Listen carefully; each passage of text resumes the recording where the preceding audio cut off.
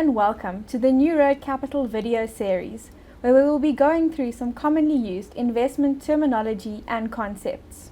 In this first episode of our series Back to Basics, we are joined by Jessica Tonks, one of the investment specialists at New Road Capital, and she's going to be taking us through some commonly used risk and return concepts.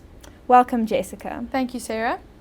So on a minimum disclosure document, or MDD, we often see that there's a risk rating and a recommended time period. So firstly, what is this risk rating? Yes, so on a MDD, you would often see that risk rating, and that is the risk associated with investing in the fund. And it has to do with the underlying holdings that the fund has. And the reason for this is because of the specific asset classes in that fund. So different asset classes are less or more risky than others. For example, a fund that would be an equity fund, so 100% in equity, would have a higher risk rating because equities are more risky than, for example, an income fund where income is less risky than equities. And how does the recommended investment period relate to this risk rating? So if you have a longer investment time period, so in other words, you have a longer time to be invested in that specific fund, you would expect to take on a more risky fund or a riskier portfolio. And that's just because you have a longer time period to be able to make up any returns or losses in returns that you could experience for taking on that additional risk. Whereas if you have a shorter time period to be invested in your fund, you don't want to take on additional risk because your investment might be in a downwards time period when you want to withdraw.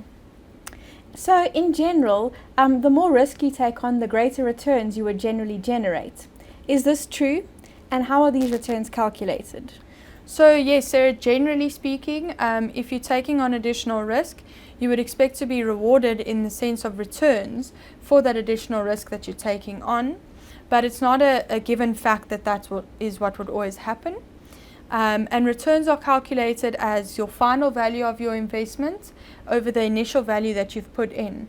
Or if you want to calculate your returns, for example, over the 3-year period that you've experienced, it would be the value of your investment at the end of that 3 years over what you initially invested. And then on the minimum disclosure documents, they often state cumulative and annualized returns. What is the difference between these two? So cumulative returns is the total return you experience over a given time period. So if you were invested, for example, 3 years, the cumulative return would be the total return over that 3-year period that you've experienced, whereas annualized returns are the annual effective rate that you've experienced over that given time period. So it would be the rate that you would experience every year. Well, thank you very much, Jessica, for elaborating on those risk and return concepts. If you have any questions, please post it in the comments below and make sure to join us again for episode 2 of Back to Basics. Thank you.